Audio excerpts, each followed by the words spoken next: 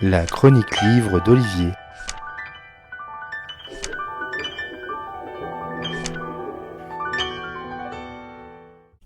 S'il y a bien un État américain qui est identifié comme sudiste, c'est le Mississippi.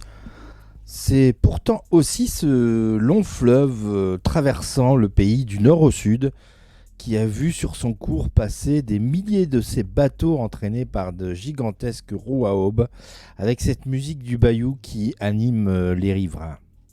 Mais le Mississippi est aussi teinté de l'image d'un État qui menait la vie plus que dure à la population noire, longtemps soumis à l'esclavage dans les immenses champs de coton.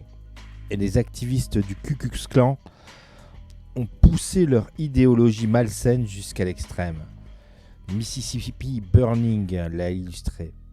Mais l'affaire Emmett Till en est une autre de ces illustrations, et c'est le choix de Jean-Marie Potier pour illustrer le Mississippi dans l'affaire Emmett Till, son nouveau livre paru chez 10-18 en partenariat avec la revue Society. Août 1955, Emmett Till, un ado noir de Chicago, est en vacances chez ses cousins à Money, petite bourgade du Mississippi. Après avoir chahuté quelque peu la vendeuse blanche de l'épicerie, Emmett Till a disparu. Son corps est retrouvé près de Tallahassee, défiguré, torturé. Très vite, deux hommes blancs, le mari de l'épicière et son beau-frère, sont arrêtés et accusés de l'enlèvement du jeune Afro-Américain. Le procès est vite bouclé avec un jury composé de 12 hommes exclusivement blancs. Et le verdict tombe aussi vite. Non coupable. Alors que tous les accablent et qu'après le verdict, ils se pavanent en affirmant que l'ordre juste avait été respecté dans cet État le plus ségrégationniste de tous.